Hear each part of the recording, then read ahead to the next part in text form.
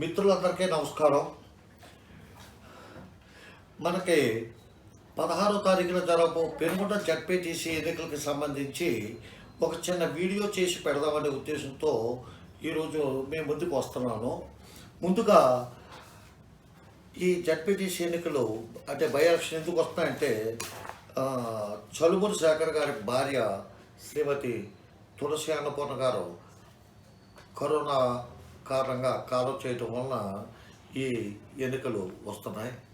ఈ ఎన్నికలకి సంబంధించి ఆల్రెడీ ఏదో నామినల్గా ఎలక్షన్ అంటూ జరగాలి కాబట్టి జరుగుతుంది, కానీ జనసేన పార్టీ విజయం సాధించేసింది ఆల్మోస్ట్. అది మనకి జనసేన పార్టీ కార్యకర్తల ఉత్సాహం, లేకపోతే తెలుగుదేశం కార్యకర్తల కృషి, మాజీ మంత్రి పీతాన్ సత్యనారాయణ గారి శ్రమ, లేకపోతే జనసేన కన్వీనర్ చేకుంట ప్రకాష్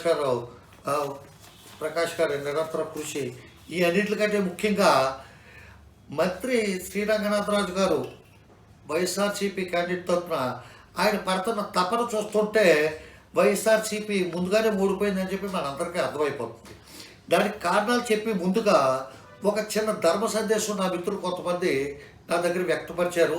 ఆ ధర్మ సందేశం ఏంటంటే, జనసేనకు సంబంధించిన కొంతమంది నన్ను అడిగిన ప్రశ్న ఏంటంటే, జనసేన తరపున పార్టీకి ఓటేయాలా, లేకపోతే కాపు కమ్యూనిటీ తరపున నిలబడ్డ వైఎస్ఆర్సీపీ వ్యక్తికి ఓటేయాలా? కమ్యూనిటీ వైజ్గా అయితే కాపు కమ్యూనిటీకి సంబంధించిన వ్యక్తి ఏమో వైఎస్ఆర్సీపీ తరపున పోటీ చేయటం, మన సామాజిక వర్గం కాని వ్యక్తి జనసేన తరపున పోటీ చేయటం జరుగుతుంది. కాబట్టి ఇప్పుడు ఏది ప్రామాణికంగా తీసుకోవాలి కమ్యూనల్గా మనం అనేది కొంతమంది ఈ కమ్యూనల్ వ్యవస్థలో ఈ కుల సంఘాల్లోని అట్లోని తిరుగుతూ మూలంగా నాకు తెలిసిన మిత్రులు ఒక 4-5 నన్ను అడుగుతూ జరిగింది.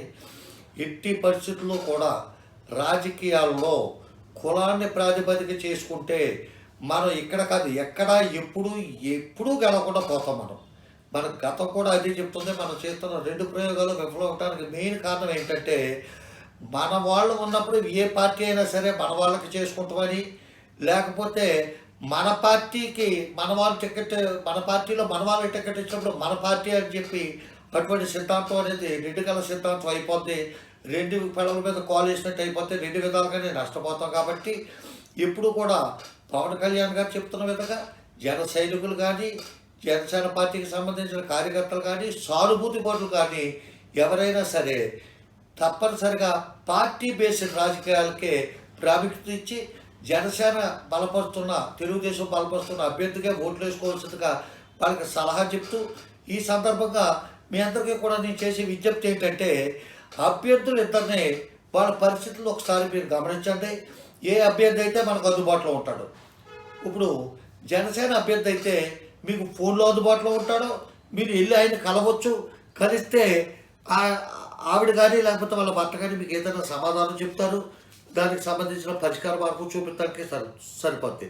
కానీ వైఎస్ఆర్సీపీకి సంబంధించిన కార్యకర్త కాదు క్యాండిడేట్ అయితే ఆవిడ కానీ ఆవిడ భర్త కానీ సామాన్యులకు అందుబాటులో ఉండరు. ఎందుకంటే మా ఇంటికి ఆయన ఇంటికి మా ఆయనతో ఒక 1 కిలోమీటర్ దూరం ఉంటుందేమో. ఎప్పుడు నాకు ఆయనతో మాట్లాడటమే వీలు పడలేదు. ఎందుకంటే నాలాంటి ఒక బిలో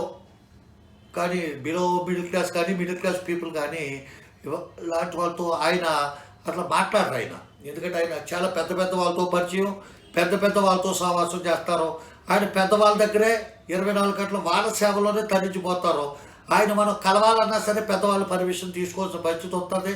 ఈయనకంటూ ఓటేస్తే మనం ఆ మేడల్లోనే మిద్దుల్లోనే ఉన్న వాళ్ళకి ఓటేసినట్టు అయిపోతే వాళ్ళేమో మేడ దిగి కిందకి రారు, మనకు అందుబాటులో ఉండరు. కాబట్టి మన అందరికీ అందుబాటులో ఉండే వ్యక్తి అయిన జనసేన పార్టీకి సంబంధించి తెలుగుదేశం పార్టీ బలపరిచిన అభ్యర్థికి ఓట్లు వేసుకుంటే అందరికీ కూడా మంచిదని చెప్తూ, అసలు ఈరోజు ఈ పరిస్థితి ఎందుకు వచ్చింది?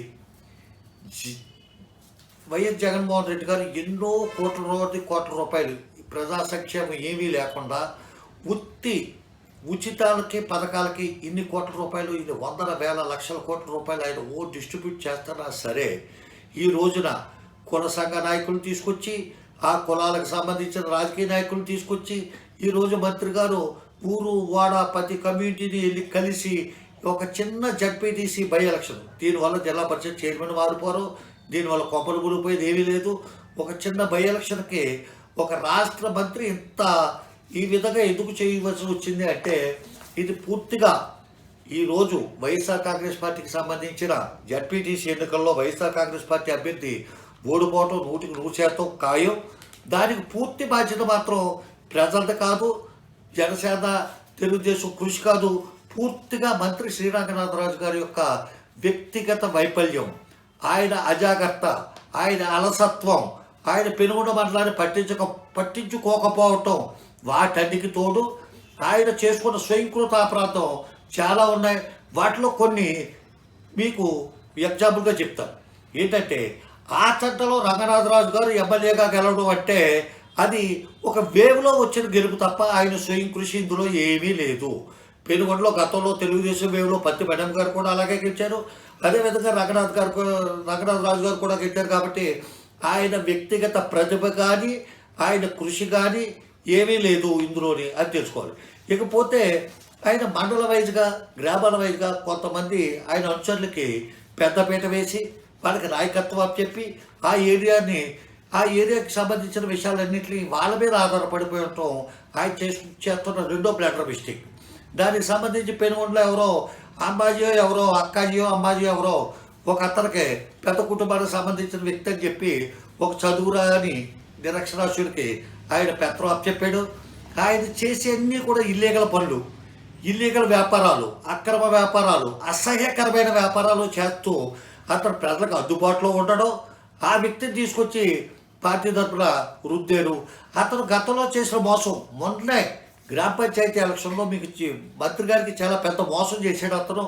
ఎందుకంటే వైఎస్ఆర్ పార్టీ అంటే చీల్చుకుని బట్టలు చింపుకుని తిరిగి పాపం చిన్న వయసులోనే చనిపోయిన పెదకాపు అనే అతను ఒక వార్డు మెంబర్గా పోటీ చేసి అతను గెలిస్తే వైస్ ప్రెసిడెంట్ అవుతాడు, ఎక్కడ ఎదిగిపోతాడనే ఉద్దేశంతో అతన్నే అణగదొక్కాలనే ఉద్దేశంతో ఆ వార్డులో వేరే వాళ్ళు ప్రోత్సహించి ఆర్థికంగా సహకరించి ఆ వ్యక్తి ఓటమికి కారకుడైన వ్యక్తి మీ మంత్రి గారి ముఖ్య అనుచరుడు. అదేవిధంగా అతను గుమ్మం ఎదురుగుండా ఉన్న వార్డులోనే అతనికి అత్యంత ప్రీతిపాత్రుడైన వ్యక్తి నిలబడితే తెలుగుదేశం పార్టీ తరఫున అతని మీద పోటీ ఒక అనామకుడిని పెట్టి అతన్ని ఓడించాడు. ఇతను చేస్తున్న వ్యాపారాల్లో కేబుల్ వ్యాపారం చేస్తుంటే అందులోనేమో పైరసీ సీడీలు పట్టుకొచ్చేస్తాం, కేబుల్ ఆఫీసుల మీద దాడి చేయించుకుంటాం. ఆయన మళ్ళీ ఎవరో చచ్చిపోయిన పాపం పిల్లి త్రిమూర్తుల ద్వారా ఏదో రాజీ పడి ఏదో చేసుకోవటం జరిగింది.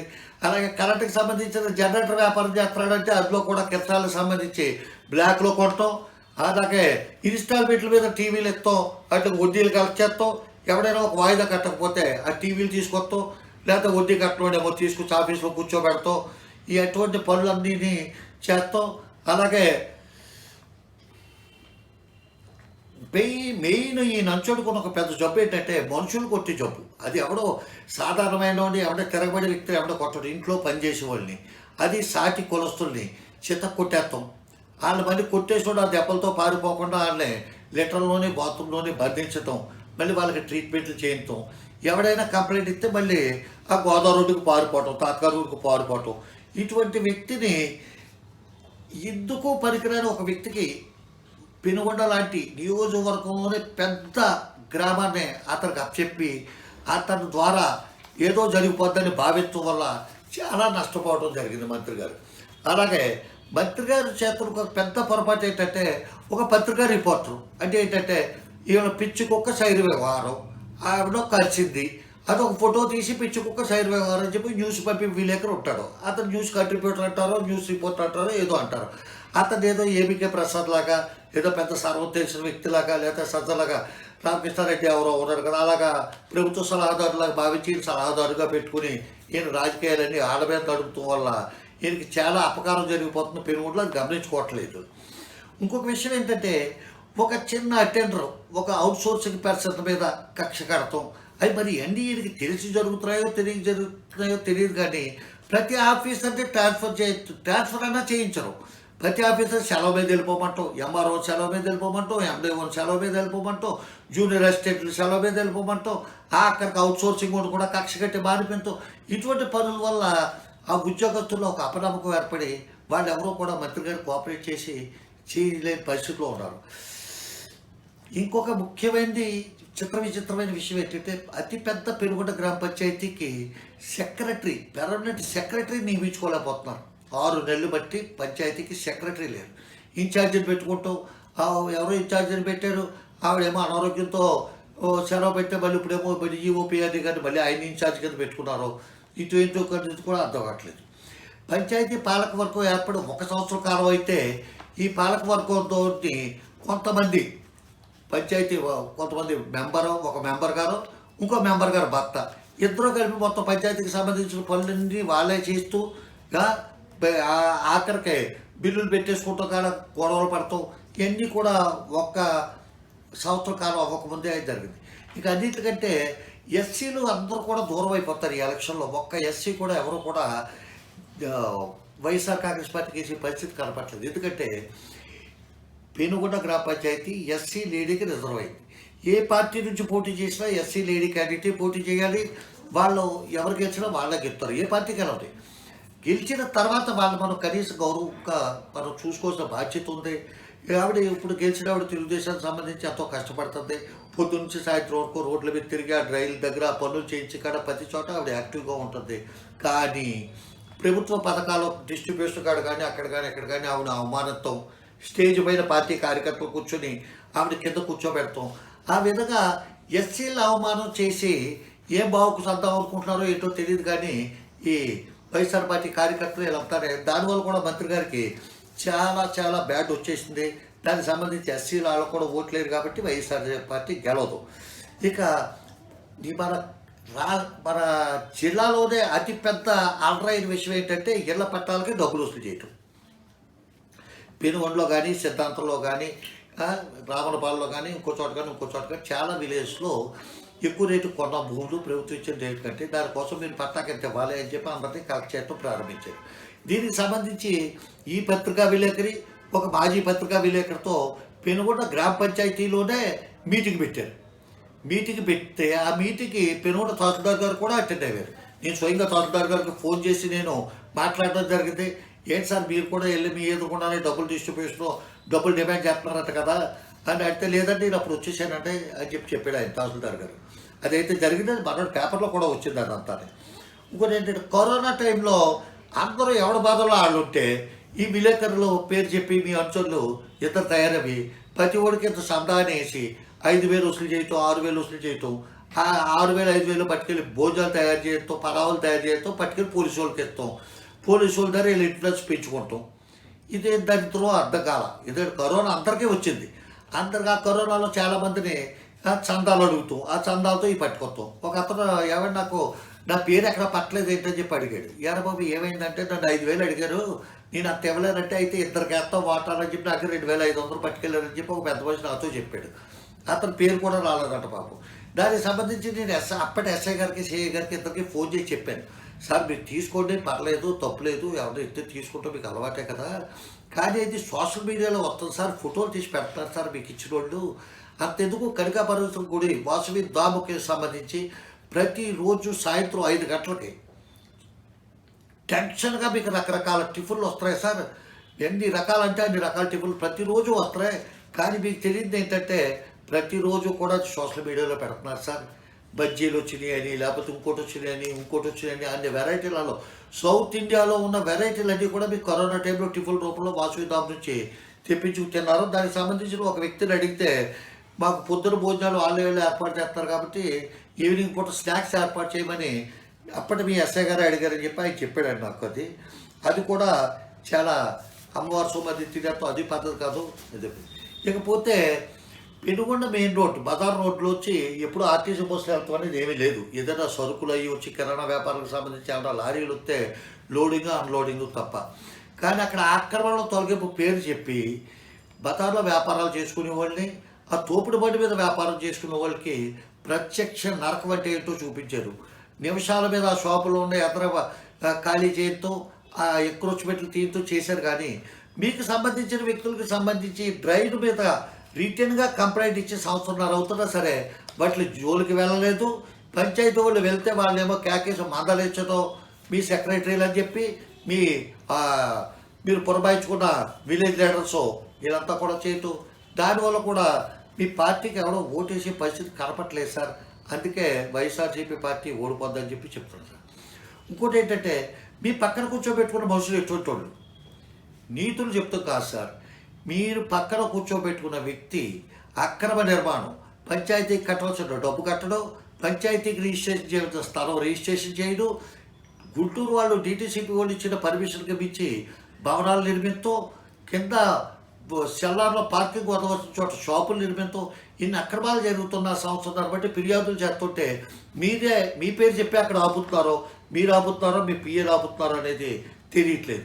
లేకపోతే మీరు కొంచెం నోటు తొందరలో రైతులు లేదో బద్దగస్తుల పని, వరి వ్యవసాయం అని చెప్పి అతను అంటూ తర్వాత మళ్ళీ అట్లకి క్షమాపణ చెప్తూ ఇవన్నీ జరిగిపోతున్నాయి. అట్లాగే మీ నాయకులు ఎట్లా తయారయ్యారంటే మీ అంచర్లు నాయకులు కాదండి, కావాలని ఒక సెక్షన్ పీపుల్ మీద ఎస్సీ ఎస్టీ కేసులు పెడతాం. ఇది కూడా చాలా ఇబ్బందికరంగా తయారైంది సార్. మీకు ఈ సందర్భంలో కూడా చెప్పాల్సిన ముఖ్యమైన ఒక వ్యక్తి ఉన్నారు సార్. మీ అంచులతో పాటు మీరు మార్కెట్ మీదగానే చాలా ఫ్రీక్వెంట్గా మీరు ట్రావెల్ చేస్తూ ఉంటారు. మార్కెట్లో ఎంఆర్ ఆఫీస్ కానీ ఎండి ఆఫీస్ కానీ ఆఫీస్లో ఏమి లేవు. ఉన్నది ఒకటి ప్రైమరీ హెల్త్ సెంటర్ ఒకటి ఉంది. దాంట్లో డాక్టర్ కార్తీక్ అని చెప్పి ఒక డాక్టర్ ఉంటారు. ఆయన పెనుగొండకు సంబంధించి కూడా నోడల్ ఆఫీసర్ ఆయన హాస్పిటల్కి నెలలో మా వస్తే మ్యాక్సిమం ఒక 5 days 6 days వస్తాడేమో. వచ్చి అంటే ఇప్పుడు రీసెంట్గా బయోమెట్రిక్ పెట్టారట, అది వెరిఫై చేసి ఆ బయోమెట్రిక్ పెట్టిన తర్వాత కూడా ఇతను రావట్లేదు. మరి ఎక్కడి నుంచి బయోమెట్రిక్ వేస్తాడు అనేది తెలియట్లేదు, ఏం చేస్తాడు అనేది. ఇతను తణుకులో ప్రైవేట్ హాస్పిటల్లో ప్రాక్టీస్ చేస్తున్నాడు. అట్లాగే ఇతను ఇక్కడ చాలా ఇర్రెగ్యులర్గా ఈ హాస్పిటల్కి ఎప్పుడు రాడు. ఇక్కడ అంతా కూడా సబ్ స్టాఫ్ అంతా కూడా చేస్తాడు. ఇతని మీద చాలా ఎలిగేషన్లు ఉన్నాయి. ఒక ఎలిగేషన్ అంటూ కాదు, ఈయన జాయిన్ అయినప్పటి నుంచి అక్కడ ఉన్న స్టాఫ్ అందరికీ కూడా నరకం చూపిస్తున్నాడు. అంటే ఇతను మాట్లాడితే తణుకులో ఉన్న పెద్ద పెద్దోళ్ళ పేర్లు, మాజీ ఎమ్మెల్యేల పేర్లు అవి చెప్పి ఇతను చేస్తున్నాడు. ఇతనికి డెంగ్యూ వ్యాధికి సంబంధించి ఇన్ఫర్మేషన్ ఏదో కొంత ఇన్ఫర్మేషన్ అడిగి ఇట్లా ఉంది పరిస్థితి. కలెక్టర్ గారు ఆర్డర్ ఇచ్చినా సరే ఇతను అసలు డెంగ్యూ అంటే ఏంటో కనపడలేదు, అసలు జిల్లాలోనే లేదని చెప్పి ఇతను సలహా చెప్తాడండి. అట్లాగే పెనుగొండ ప్రజలు ఎదుర్కొంటున్న ముఖ్యమైన సమస్య ఏంటంటే అక్రమ లేఅవుట్లో ఇంటి నిర్మాణానికి పర్మిషన్ ఇవ్వట్ల, అట్లాగే పవర్కి పర్మిషన్ ఇవ్వట్ల. అక్రమ నిర్మాణాలు చేసే వరకు, అక్రమ లేఅవుట్లు వేసే వరకునేమో కోఆపరేట్ చేసింది మీ పంచాయతీ సిబ్బంది.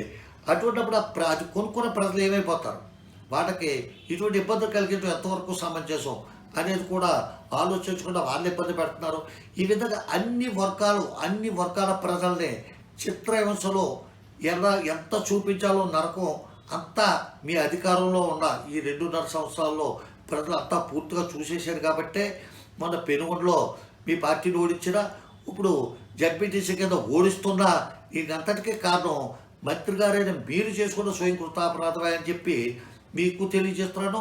ఈ సందర్భంగా ప్రజలందరికీ తెలియజేస్తూ ఈ ఒక్క జిల్లా పరిషత్ ఎన్నికల్లో విజయం అనేది ప్రస్తుత పరిస్థితులు ఎలాగే ఉంటే, అంటే రేపు రాత్రి, ఈరోజు రాత్రి పోల్ మేనేజ్మెంటు, మనీ డిస్ట్రిబ్యూషను ఇటువంటివి జరిగితే ఏమవుతుందో చెప్పలేం. కానీ రాష్ట్రం మొత్తం మీద జరుగుతున్న బై ఎలక్షన్లో అత్యధిక మెజార్టీ పెనుగొండలో జనసేన పార్టీకి లభిస్తుందని చెప్పి నేను అనుకుంటూ, మనం ఎలాగా గెలుస్తున్నామని చెప్పి ఏమాత్రం అశ్రద్ధ చేయకుండా, ఒక్క క్షణం కూడా విశ్రమించకుండా అందరూ కూడా చాలా బాధ్యతగా చాలా చక్కగా పనిచేశారు. ఇప్పటి వరకునే గెలుపు ముగ్గుతో ఉన్నారు.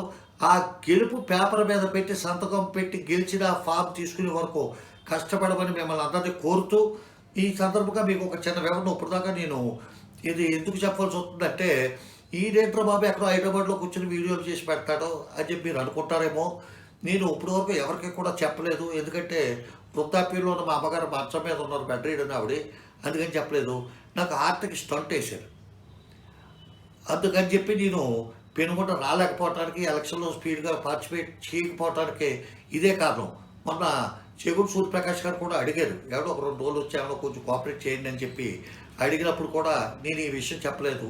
కాకపోతే ఏంటంటే ఇటువంటి వీడియోలు చేసి పెడితే ఎక్కడో హైదరాబాద్లో కూర్చొని మాటలు చెప్తూ కాదు, ఇక్కడికి వచ్చి వర్క్ చేయొచ్చు కదా అని చెప్పి అంటారనే ఉద్దేశంతో ఈ విషయం మీకు తెలియజేస్తున్నాను.